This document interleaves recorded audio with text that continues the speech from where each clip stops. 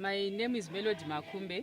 I am a project manager with Practical Action in Southern Africa, working with the Matabeleland South region under Sustainable Agriculture and Livelihoods Department. I am working on a number of projects in Matabeleland South, and one of the projects is on community-based seed conservation, utilization and management of climate-adapted seeds. This is mainly a research project which is focusing on 4 particular crops, that is sorghum, pearl millet, cowpeas and bambara nuts.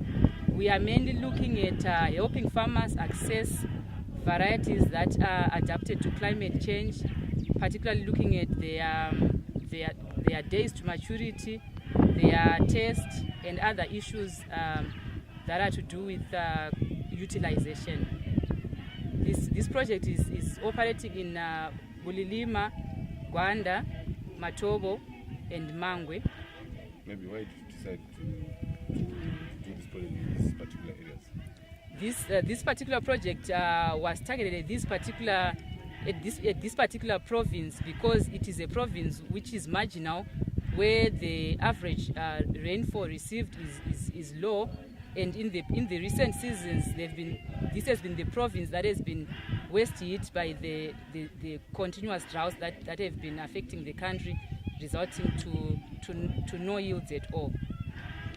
Maybe since the inception of the project, maybe how has been the uptake from the communities in terms of monitoring and evaluation from your side? Maybe tell us in terms of monitoring and evaluation, how you happen with this project? Okay, for all the 4 crops that the project is working on, we have got 10 different lines of advanced variety lines that have been coming from the Department of Research and Specialist Services, particularly the Crop Breeding Institute, who are our key partners in this project. So far, farmers have been able to pick varieties that are maturing earlier and adapted to climate change and giving them yields where rainfall has been low. Particularly if we look at last season, we have a cowpea variety that outperformed the poor season that we had in the 2015-2016, and it yielded where all the other crops failed. It has since passed the variety release committee and has been released as CPC4. How has the community, how has they embraced these small grains that you are trying to bring to this community? The communities have now appreciated that with this changing climate, maize has always failed them, and they are beginning to go back to these crops.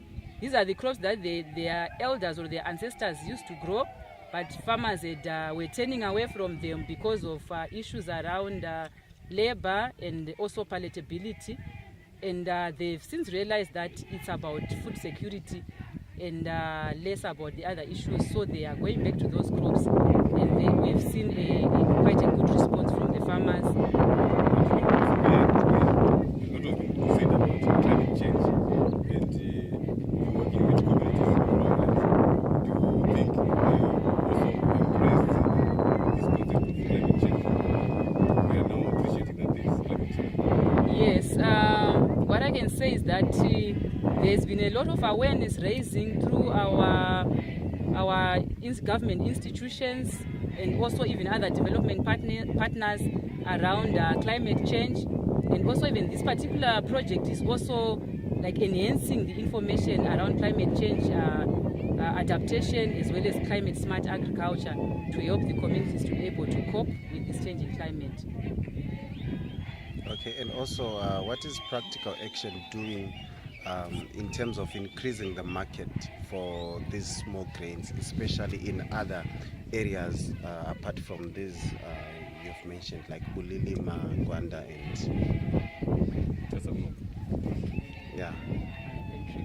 and the market? Okay. Practical Action as an organization, in all our programming, particularly the livelihoods work that we do, we have got an approach where we support market systems, particularly the development of the market systems. We see it as, we call it participatory market systems development.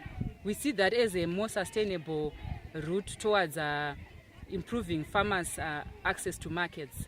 So in this particular project, you realize in the first 2 years we have been concentrating mainly around farmers selecting the varieties that they are interested in, and we are now going into a stage where the farmers are now going to be engaging with the market actors, particularly the seed actors, because what the farmers are doing in this particular project is around seed.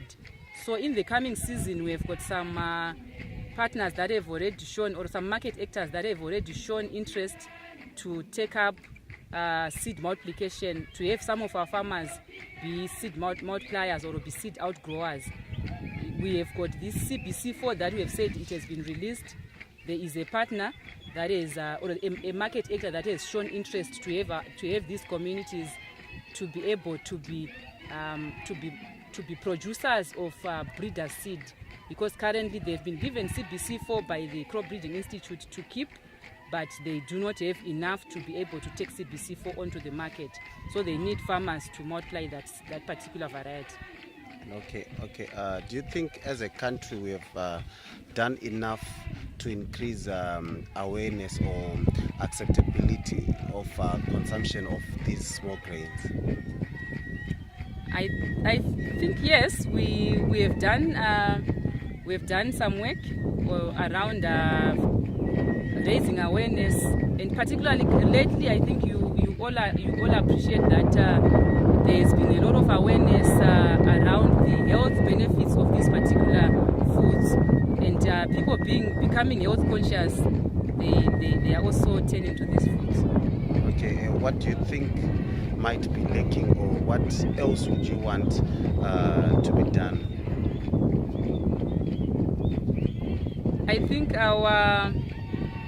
I think our policy around small grains still needs to be firmed up. Much has been happening with the small grains, but I think on the policy side, there might be need to enhance strengthening of small grain production, given that I think this is going to be the way to go when we look at the way the climate is changing. Yeah, on that one, it also dovetails with the incentives. I want to find out, are there any other incentives to grow small grains, apart of course from the nutritional value and the food security aspect? Why would a person want to grow small grains? I believe those issues that you have mentioned are enough incentives. It's about food, it's about the health, and again, when we look at this changing climate, I think the fact that these small grains are yielding where other crops are failing to yield, to me, it's enough incentive as well. And besides, if it's like everybody's turning out to small grains, to me, even the market is going to be there. So there's also going to be an income incentive in the long run. Then in terms of the real hectarage increasing, you've worked with these communities. Do you have numbers to back up how the farmers have increased their hectarage under small grains? Okay. Like I mentioned, that this is the second year of the project.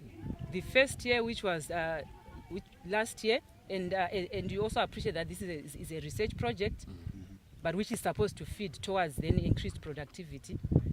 In the second year, we really saw a great improvement in terms of the area under small grain. You'd see that a farmer maybe in the last season who had maybe an acre of small grain, you'd see that in this coming season, you'd see that particular farmer, you'd see them maybe putting up about a hectare, which to me is about doubling. Having seen how they managed, how things went in 2015 because of 2015-2016 season, because of the climate change or the drought that hit us. That's very much. Thank you, Honorable.